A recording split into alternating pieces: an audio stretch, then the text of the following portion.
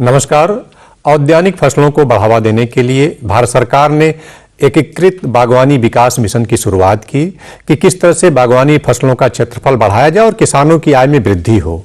तो एकीकृत बागवानी विकास मिशन है क्या है, इसके क्या उद्देश्य है और हमारे किसान भाई इसका किस तरह से लाभ उठा सकते हैं, इसी विषय पर जानकारी देने के लिए हमारे साथ हैं जनपद वाराणसी के जिला उद्यान अधिकारी सुभाष कुमार। सुभाष जी, आपका कार्यक्रम में बहुत बहुत स्वागत है। जी नमस्कार। भारत सरकार एकीकृत बागवानी विकास मिशन की शुरुआत की कि किस तरह से किसानों की आय में वृद्धि हो और जो औद्यानिक फसलें हैं उनका आच्छादन बढ़े। तो ये एकीकृत बागवानी विकास मिशन है क्या और शुरू करने के पीछे सरकार का उद्देश्य क्या है? एकीकृत बागवानी विकास मिशन जो प्रारंभ की गई है केंद्र सरकार की योजना, ये केंद्र सरकार और राज्य सरकार दोनों के संयुक्त प्रयास से चल रहा है और इसमें बागवानी के सभी कंपोनेंट जो हैं, जैसा कि इसके नाम से स्पष्ट है, एकीकृत है। एकीकृत बागवानी मतलब इसमें सारे कंपोनेंट समाहित हैं। इसमें फल की खेती, फूलों की खेती, सब्जियों की खेती, मसालों की खेती, औषधीय पौधों की खेती, मधुमक्खी पालन, मशरूम उत्पादन और इसके बाद आफ्टर वैल्यू एडिशन जो करते हैं हम लोग, जैसे पैक हाउस बनाना, कोल्ड स्टोरेज में स्टोर करने के लिए कोल्ड स्टोरेज बनाना, प्याज भंडारगृह बनाना। इसके साथ साथ जो अपरेटस लगते हैं, जैसे छोटा ट्रैक्टर हो गया, पावर टिलर, स्प्रेयर, मतलब यंत्रीकरण की बात, मतलब खेती के प्रारंभ से लेकर के उसको स्टोर करने तक, उसके वैल्यू एडिशन करने तक और उसकी बिक्री तक सारी चीजों इसमें समाहित की गई हैं एकीकृत बागवानी विकास मिशन जी इस योजना में। और हर चीज पर सरकार के द्वारा अनुदान दिया जा रहा है, तकनीकी मार्गदर्शन दिया जा रहा है। सुभाष जी, इस समय पौधरोपण का समय चल रहा है, तो जो फल वाले वृक्ष हैं, तो औद्यानिक मिशन में कौन कौन से फल वाले वृक्ष शामिल किए गए हैं? औद्यानिक मिशन में ये जो है आम, अमरूद, कटहल, नींबू, पपीता, आंवला, करौंदा, बेर, बेल, ये सारी चीजें इसमें। केला भी है? केला मतलब केला ये केला एक महत्वपूर्ण क्रॉप है जी। और इसमें जो है किस तरह की सब्सिडी है और कितना सब्सिडी सरकार दे रही है? केला की बात बताऊं, इस वर्ष से एकीकृत बागवानी विकास मिशन में सब्सिडी जो है रिवाइज हो गई है, काफ़ी ज़्यादा सब्सिडी में वृद्धि की गई है। चूंकि गाइडलाइन ये पुरानी थी, लगभग 5-6 सालों से ऊपर से ये गाइडलाइन चल रही थी और तो इसके हिसाब से मार्केट रेट के हिसाब से जितनी वस्तुओं को दाम बढ़ा है उसके हिसाब से सब्सिडी काफ़ी बढ़ गई है। इस साल जो हम लोग केला में है, 2 वर्षों में इसमें अनुदान देते हैं।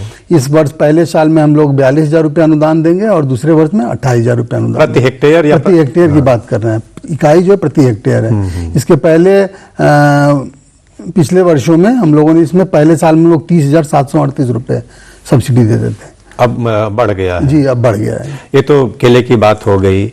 अच्छा सुभाष जी, केले में आजकल टिश्यू कल्चर को भी बढ़ावा दिया जा रहा है। जी जी, ये टिश्यू कल्चर केले पे ही अनुदान की बात ये टिश्यू कल्चर केले पर ही अनुदान है जी। जो G9 प्रजाति के यहाँ लगाए जा रहे हैं और काफी बढ़िया उत्तर प्रदेश में इसका क्षेत्र विस्तार हुआ है, उसकी ही बात कर रहे हैं। अच्छा, इसमें आप लोग ट्रेनिंग भी देते हैं जो इस तरह के टिश्यू कल्चर के लिए खेती जो जी, हम लोगों के जो भी किसान एकीकृत बागवानी विकास मिशन के किसान होते हैं, उनको सरकार के द्वारा उनके तकनीकी ज्ञानवर्धन के लिए प्रशिक्षण भी आयोजित कराया जाता है, जो हम लोग अपने कार्यालय पे, इसके अलावा कृषि विज्ञान केंद्र पे और वाराणसी में भारतीय सब्जी अनुसंधान संस्थान है, वहाँ पे हम लोग इसका प्रशिक्षण कराते हैं। और इसमें प्रति कृषक जो है सरकार के द्वारा 1,000 रुपये उसके सब्सिडी मतलब देते हैं प्रशिक्षण के लिए असिस्टेंस के रूप में दिया जाता है। ये तो केले की बात हुई, और फलदार वृक्षों में यही अनुदान है कि इससे कम है? अलग अलग है। आम, अमरूद, जैसे कटहल, नींबू में 80,000 रुपये प्रति हेक्टेयर का अनुदान है। कटहल है, करौंदा है, पपीता है, इस सब में 30,000 रुपये प्रति हेक्टेयर का अनुदान है। आम में भी 30,000 रुपये का अनुदान है, अमरूद में 40,000 रुपये का है। तो इसी तरह सभी में अलग अलग सब्सिडी है। मतलब कुल जो लागत है उसका 40% अनुदान के रूप में हम लोग इस वर्ष दे रहे हैं और उसको भी 2 पार्ट में दे रहे हैं। पहले साल में उसका 60%, दूसरे वर्ष में 40%। मतलब 2 बार में सब्सिडी का पोर्शन सीधे उनके खाते में आप ट्रांसफर कर देते होंगे। ये तो बात रही फलदार वृक्षों की। साथ साथ एक चीज और बताऊंगा, ड्रैगन फ्रूट का भी इस साल सब्सिडी काफी बढ़ गई है। पिछले वर्षों में ड्रैगन फ्रूट पे हम लोग 30,000 ही सब्सिडी देते थे। इस वर्ष सरकार के द्वारा उसको 2,70,000 रुपये प्रति हेक्टेयर सब्सिडी दी जा रही है। तो बनारस में ड्रैगन फ्रूट की खेती हो रही है? जी, बनारस में ड्रैगन फ्रूट खेती हो रही है और काफी बढ़िया सफल हो खेती इसकी सामने आ मतलब रही एक तरह से कहा जाए कि किसानों के लिए उनके आय में वृद्धि का एक बहुत बड़ा माध्यम हो गया है ड्रैगन फ्रूट। काफी बढ़िया। इसमें भी हम लोग 2 वर्ष में सब्सिडी दे रहे हैं। पहले साल में 1,62,000 रुपये और दूसरे वर्ष में 1,08,000 रुपये, मतलब कुल 2,70,000 रुपये सब्सिडी मिलेगी और इसकी खेती की लागत लगभग 6-6.5 लाख रुपये आकलित की गई है प्रति हेक्टेयर। मतलब एक तरह से कहा जाए कि नया फल की खेती भी हमारे बनारस में शुरू हो गई है। जी जी।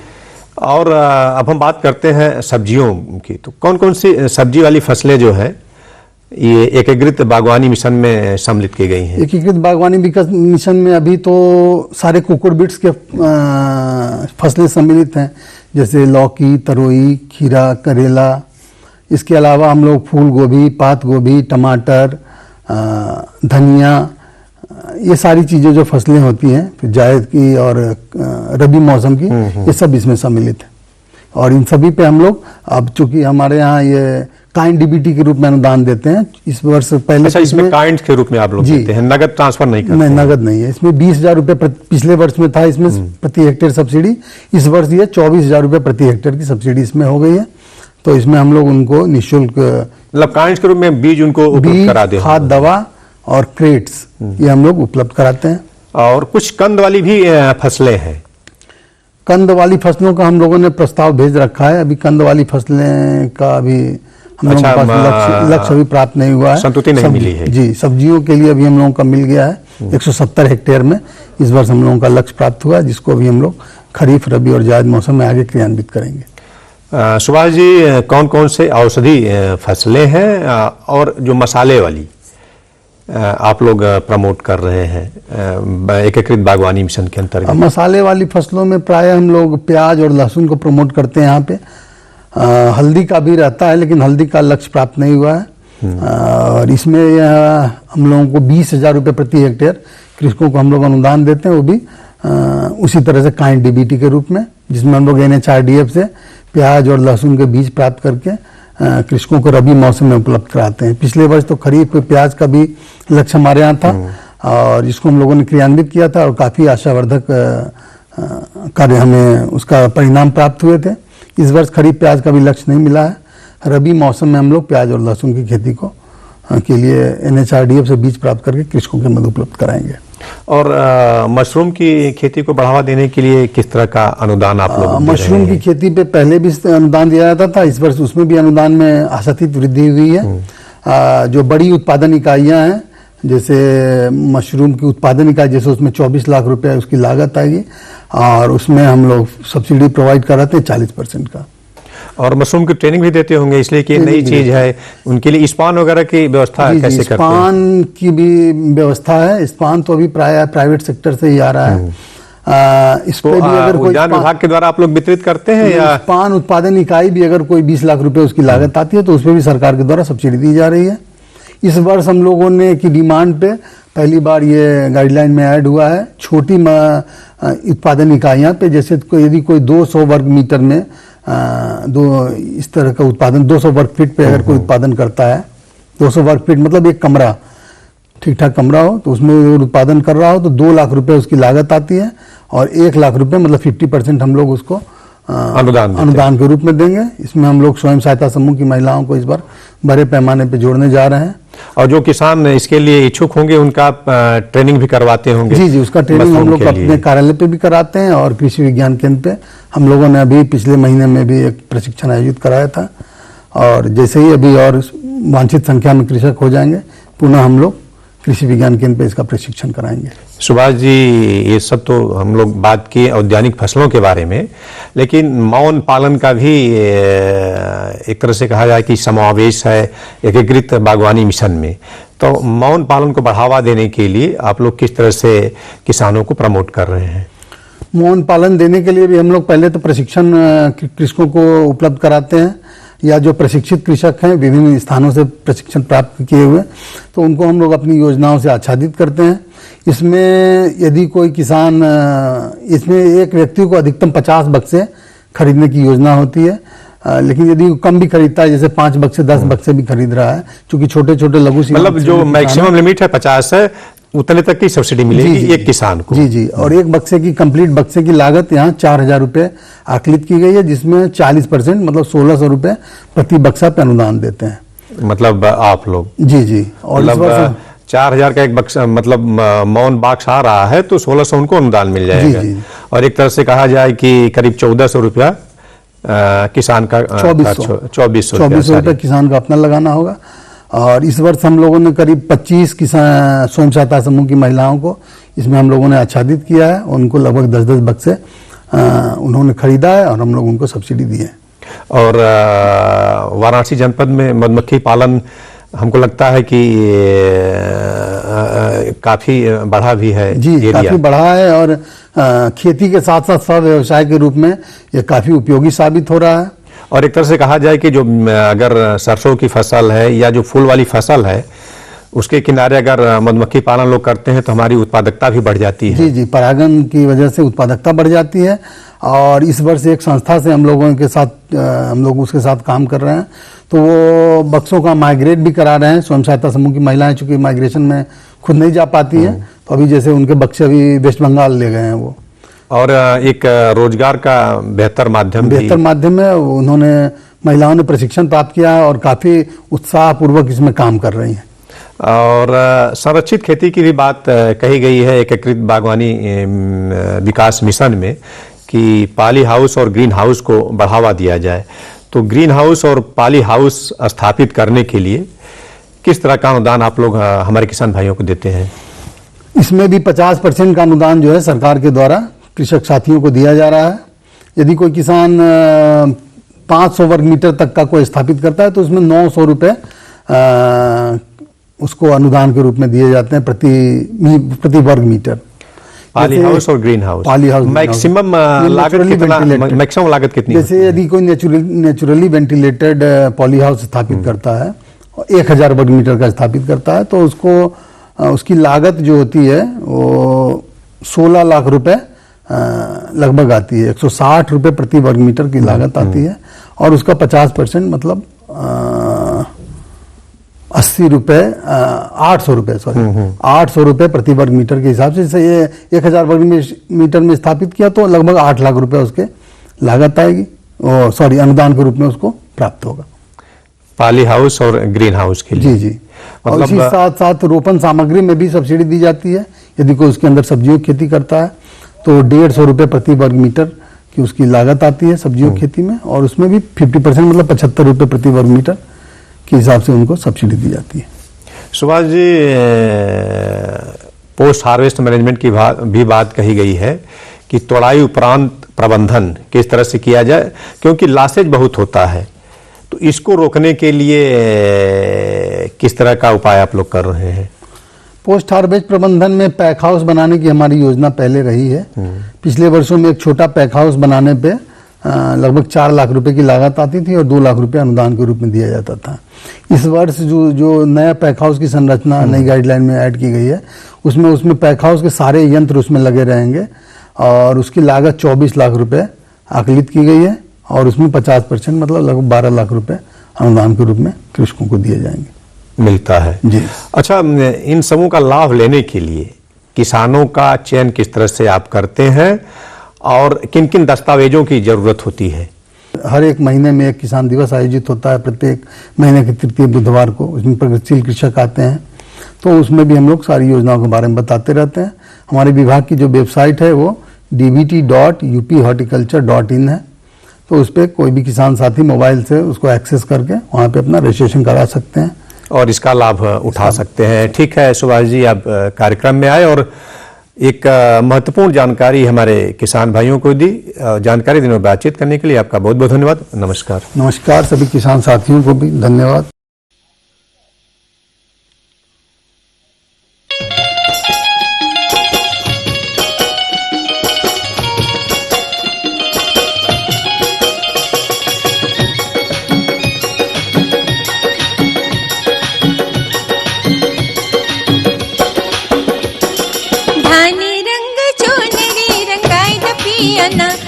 रंगाई द पियाना हमके चम चम चुनरी रंगाई द पियाना, हमके चम चम चुनरी रंगाई द पियाना।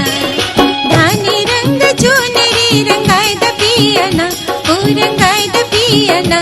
हमके चम चम चुनरी रंगाई द पियाना, ओ रंगाई द पियाना, ओ रंगाई द पियाना। हमके चम चम चुनरी रंगाई द पियाना।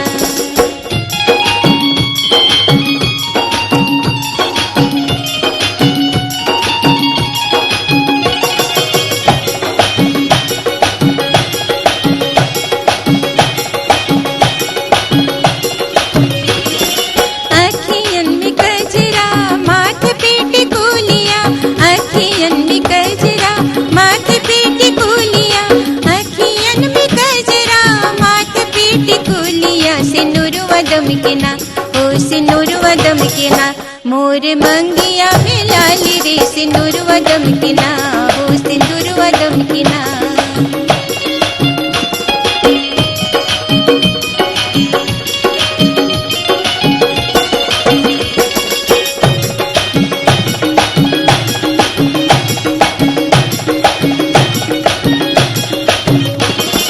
हाथवा में खन खन खन के कंगनवा, हाथवा में खन खन खन के कंगनवा, हाथवा में खन खन खन के कंगनवा। के बिछुआ बाजना, के बिछुआ बाजना, बाजे पौआ के पवेलिया के बिछुआ बाजना, ओ बिछुआ बाजना।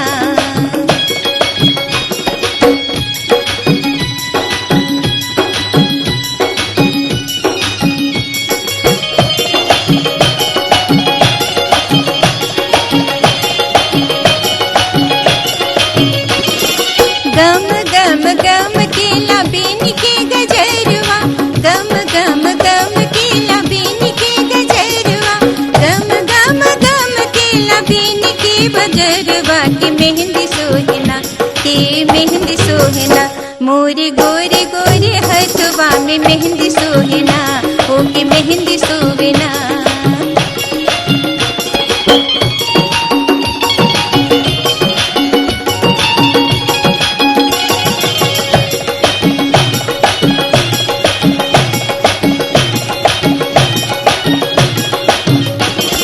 सुर हो सिंगार हम करबे सजनवा, सुर हो सिंगार हम करबे सजनवा, सुर हो सिंगार हम करबे सजनवा। के तोहर संगना, हाँ के तोहर संगना, हम बितैबे अपनी जिंदगी हो तोहर संगना, हाँ के तोहर संगना। धानी रंग चुनरी रंगाई द पियाना, ओ रंगाई द पियाना।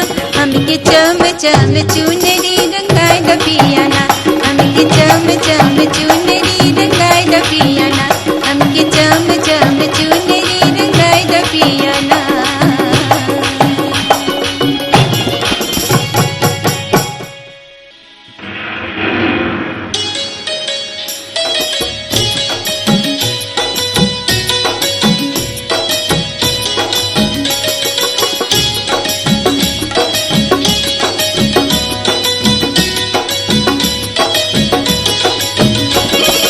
घिरे आइल कारी बदरिया बलम आइल, मन सुन महीनवाना। घिरे आइल कारी बदरिया बलम आइल, मन सुन महीनवाना। मन सुन महीनवा हो, मन सुन महीनवा, मन सुन महीनवा हो, मन सुन महीनवा। घिरे आइल कारी बदरिया बलम आइल, मन सुन महीनवाना। के आइल मन सुन महीनवाना।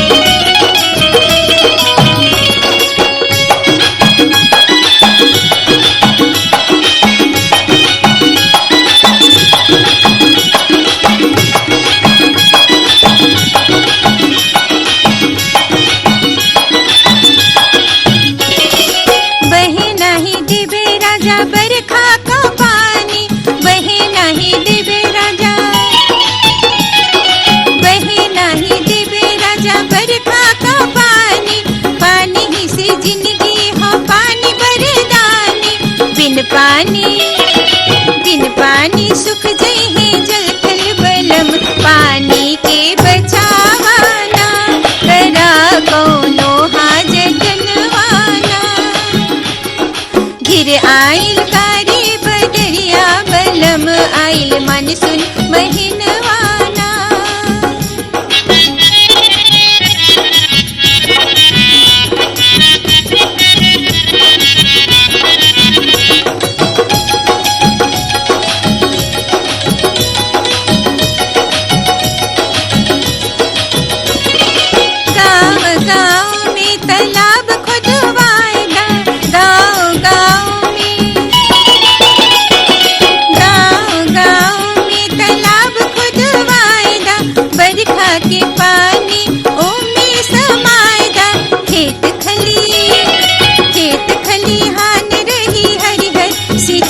बढ़िया से हुई गई है ना बलम पानी के बचावाना करा कौनो हाजतनवाना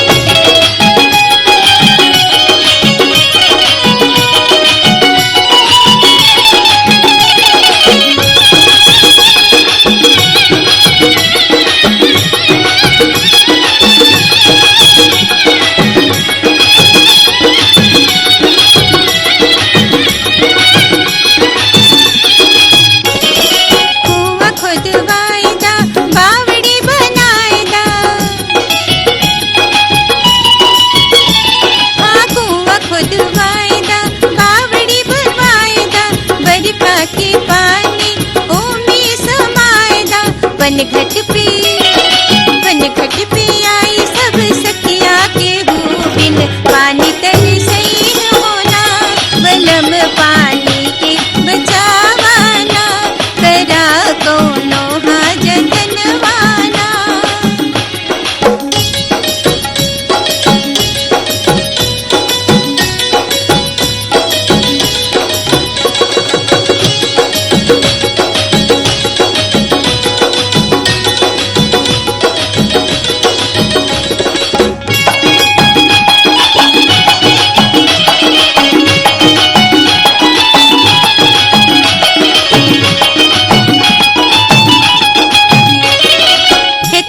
किनारे